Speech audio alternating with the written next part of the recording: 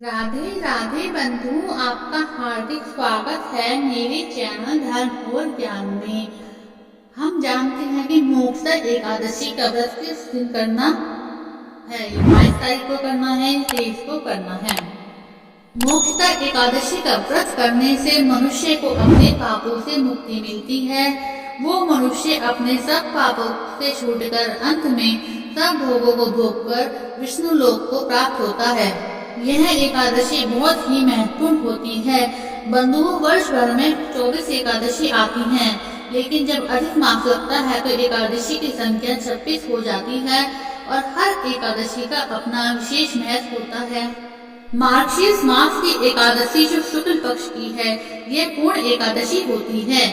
पूर्ण एकादशी इसलिए होती है क्योंकि इसी एकादशी के दिन भगवान श्री कृष्ण ने कुरुक्षेत्र में अर्जुन को गीता का ज्ञान दिया था, गीता का उपदेश दिया था, जिसे हम आज भगवद गीता के नाम से जानते हैं। और इस भगवद गीता का पाठ करने मात्र से सारे पापों से मुक्ति मिल जाती है। इसीलिए ही मार्गशीर्ष मास की एकादशी को गीता जयंती के नाम से भी जाना जाता है और मोक्षदा एकादशी के नाम से भी जाना जाता है। इसीलिए ये एकादशी बहुत महत्वपूर्ण होती है। मार्गशीर्ष मास की एकादशी को स्नान आदि करके भगवान विष्णु का पूजन करें और भगवान कृष्ण का पूजन करते हैं तो इस एकादशी से जन्म के सभी पापों से मुक्ति मिल जाती है। चाहे वे पाप पिछले जन्म के हो या संचित पाप कर्म हो, उन समस्त पापों से मुक्ति दिलाने वाली ये मोक्षदा एकादशी होती है। अब हम जानते हैं मोक्षदा एकादशी के बारे में और उसकी तिथि के बारे में, कब से प्रारंभ होगी और कब समाप्त होगी और पारण का शुभ समय क्या होगा, यानी व्रत खोलने का सही समय क्या होगा और किस प्रकार से हम श्री हरि विष्णु का पूजन करें और विशेष उपाय करें जिससे हमें सब प्रकार के पापों से मुक्ति मिल जाए और हमारी मन की कामना भी, जिस कामना से हम यह व्रत कर रहे हैं, वह शीघ्र ही पूरी हो जाए। हम इस एकादशी के दिन करने वाले कुछ उपाय भी आपके साथ साझा करेंगे। आप इन उपायों को बिना व्रत के भी कर सकते हैं, जिससे समस्त प्रकार की बाधाएं दूर होंगी। हम आपसे कुछ ऐसे महा उपाय शेयर कर रहे हैं। इन उपायों को आप एकादशी के दिन श्रद्धा भाव से कर सकते हैं। निश्चय ही इसका फल मिलता है और समस्त मनोकामना भी पूरी होती है। इस किया गया उपाय और पूजन का फल कई गुना होकर मिलता है। कई जन्मों तक इसका फल मिलता है। वीडियो को पूरा जरूर देखिए। वीडियो अच्छी लगे तो लाइक भी जरूर करें। जिसने धर्म और ज्ञान चैनल को सब्सक्राइब नहीं किया तो उसे जल्दी से सब्सक्राइब कर दीजिए। एकादशी की तिथि कब आरंभ होगी? लोग बहुत असमंजस में है और किस दिन एकादशी करें। इस बार एकादशी की तिथि आरंभ होगी 22 दिसंबर शुक्रवार की सुबह 8:17 से और समाप्त होगी 23 दिसंबर शनिवार की सुबह 7:12। इस तरह से इस बार की 2 तिथि में एकादशी का व्रत रखा जाएगा। 22 दिसंबर शुक्रवार को जो एकादशी है वो 10वीं तिथि और एकादशी रहेगी। उस दिन गीता जयंती भी मनाई जाएगी। 10वीं युक्त एकादशी का व्रत केवल गृहस्थ आश्रम के लोग कर सकते हैं। साधु सन्यासी या भक्त लोग उस दिन एकादशी का व्रत न रखें। एकादशी का कई गुना फल मिलता है जब एकादशी के साथ द्वादशी लग जाती है, लेकिन 10वीं में एकादशी का ज्यादा फल नहीं मिलता। इसलिए हमेशा बाद वाली एकादशी का व्रत करना कई गुना फलदायी माना जाता है। ये एकादशी का व्रत 23 दिसंबर दिन शनिवार को रखा जाएगा। जो वैष्णव संप्रदाय के लोग हैं वो 23 दिसंबर को ही व्रत रखेंगे। रविवार की सुबह 6:29 के बाद में त्रयोदशी तिथि आरंभ हो जाएगी। अब जो लोग 22 दिसंबर शुक्रवार की एकादशी का व्रत रखेंगे उन्हें 23 दिसंबर दिन शनिवार को दोपहर 11 बजे से 1:45 के बीच में अपना उपवास खोलना है, अर्थात पारण करना है। और जो लोग 23 दिसंबर को उपवास रखेंगे उन्हें अगले दिन यानी रविवार के दिन अपना पारण करना होगा, क्योंकि सुबह के समय में त्रयोदशी तिथि भी लग जाएगी। इसलिए ऐसे में आपके पास बहुत ही कम समय है उपवास खोलने का, तो उन्हें सुबह 7:10 से 7:45 के समय पर पारण करना होगा। एकादशी तिथि को लेकर जो भी लोग असमंजस में थे किस दिन व्रत करें, कब पारण करें, अब उनका सारा भ्रम दूर हो गया होगा। तो अब हम जानते हैं कि एकादशी का व्रत कैसे करेंगे। तो विष्णु भगवान को सुबह जल्दी उठकर पीले रंग की सामग्रियों को अर्पण करेंगे। भगवान को स्नान कराकर पीले रंग का चंदन लगाएं, पीले रंग के फूल चढ़ाएं, पीले रंग के वस्त्र अर्पित करें और पीले रंग की ही मिठाई भगवान को अर्पित करें। इस दिन गीता जयंती के रूप में भी मनाया जाता है।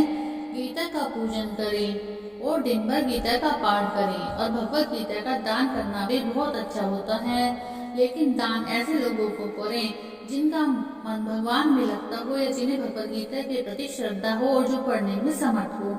ध्यान रखिए, कभी भी अयोग्य व्यक्तियों को धार्मिक पुस्तकों का दान नहीं करना चाहिए। यदि आप ऐसा करते हैं तो उसका दोष भी आपको ही लगता है।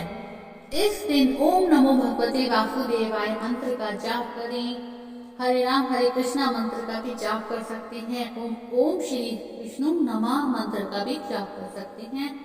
साथ ही माँ लक्ष्मी जी का भी पूजन करें, भगवान श्री कृष्ण का पूजन करें और अपना व्रत आरंभ करें। सुबह को केवल फलों का ही भोग भगवान को लगाएं। इसके अलावा आप मेवे का भी भोग भगवान को अर्पण कर सकते हैं। दिन भर उपवास रखें और शाम के समय में एक बार विधि विधान से पूजन करें और भगवान को दोनों ही समय भोग लगाएं और तुलसी पत्र भी जरूर चढ़ाएं।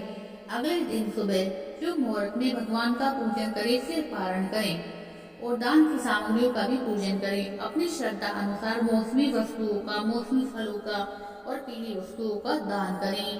तुलसी पत्र और जल से आचमन करके पारण करें। जो लोग व्रत का पारण करते समय तुलसी पत्र मुंह में रखती हैं, उनके सभी पाप जलकर भस्म हो जाते हैं। उनका व्रत भगवान विष्णु स्वीकार करते हैं। तुलसी पत्र के अलावा भगवान विष्णु को बेल और आंवले भी अर्पित किए जाते हैं। एकादशी के दिन घर में शुद्ध सात्विक भोजन पकाया जाता है। एकादशी के दिन चावल का उपयोग नहीं किया जाता। न ही महिलाओं को सर से स्नान करना उचित बताया जाता है। उस दिन सिर धोना बिल्कुल भी अच्छा नहीं माना जाता। तुलसी में जल भी अर्पित नहीं किया जाता। भगवान विष्णु को आंवले और बेल का भी भोग लगाया जाता है। तुलसी पत्र के साथ ये भी आप भगवान विष्णु को अर्पण कर सकती हैं। अब हम बात करते हैं उपाय की। जो उपाय हमको मोक्षदा एकादशी अर्थात गीता जयंती के दिन करने हैं।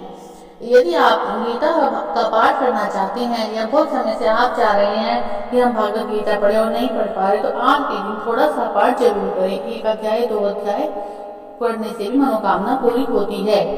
भगवान विष्णु के समक्ष शुद्ध घी का दीपक प्रज्वलित करके आप उनके पूजन करने के पश्चात भगवत गीता का पाठ करते हैं। उससे भी आपके जीवन में चली आ रही लंबे समय से समस्त परेशानियां दूर होती हैं। दूसरा उपाय जो करना है वो है भगवान विष्णु के समक्ष पीले वस्त्र, पीले फल, पीली मिठाई आप अर्पण कर दीजिए और फिर उनको इतना अर्पण कीजिए कि वो आप दान कर सके और अगले ही दिन द्वादशी के दिन जब आप पारण कर ले तो उन्हें दान में गरीबों को बांट दीजिए। इससे भी आपकी मनोकामनाएं पूर्ण होगी। तीसरा जो उपाय है वो है कि पीपल में भगवान विष्णु का वास माना जाता है, तो आज के दिन अर्थात एकादशी वाले दिन पीपल में जल का दान करें और एक दीप प्रज्वलित करके भगवान विष्णु के मंत्र का जाप करें। किसी भी मंत्र का जाप आप कर सकते हैं, वहीं पे अपनी मनोकामना बोले। ऐसा करने से भी निश्चित मानिए कि आपकी मनोकामना जरूर ही पूरी होगी। और यदि आप पीपल के नीचे बैठकर विष्णु सहस्त्रनाम का पाठ करते हैं या थोड़ा सा अपने पितरों के निमित्त जाप करते हैं, तो ऐसे भी आपकी पितृ लोक में तृप्ति होगी और आपके पितरों को मोक्ष की प्राप्ति होगी और आपके घर में सुख की बरसात होगी। जब आपके पितृ तृप्त हो जाते हैं तो भगवान विष्णु की कृपा से आपके घर में सुख समृद्धि की बारिश होगी। बंधुओं, मोक्षदा एकादशी के दिन तुलसी की पूजा भी अवश्य करनी चाहिए। वैसे तो तुलसी की पूजा रोज करनी चाहिए, लेकिन जब हम एकादशी वाले दिन तुलसी की पूजा करते हैं तो हमें भगवान विष्णु, माता लक्ष्मी की विशेष कृपा प्राप्त होती है। मोक्षदा एकादशी वाले दिन शाम के समय शुद्ध घी का दीपक तुलसी के सामने प्रज्वलित करें और 11 परिक्रमा माता तुलसी की करें। ऐसा करने से भी मनोकामना पूर्ण होती है। बहुत से लोगों का ये कहना होता है कि तुलसी के पास जगह नहीं है, हमने एक ही जगह वो पौधे को रखा हुआ है तो परिक्रमा कैसे करें। तो जहाँ आपने दीप प्रज्वलित कर रहा है वहाँ पे भी आप क्लॉकवाइज परिक्रमा कर सकते हैं, लेकिन 11 परिक्रमा जरूर करें। मोक्षदा एकादशी वाले दिन शाम के समय आप भगवान विष्णु को जो भोग अर्पित करते हैं उस भोग में यदि आप मखाने की खीर का भोग केसर डाल के लगाएं तो उसे भी भगवान विष्णु बहुत जल्दी प्रसन्न होकर आपको मनोवांछित फल की प्राप्ति कराते हैं। और उस खीर का भोग भगवान विष्णु को तुलसी पत्र डालकर अर्पित करें। उससे तो भगवान विष्णु बहुत ही अधिक प्रसन्न होकर मनोवांछित फल बहुत ही शीघ्र प्राप्त कराते हैं। भगवान विष्णु का आज के दिन अभिषेक करना भी बहुत अच्छा माना जाता है।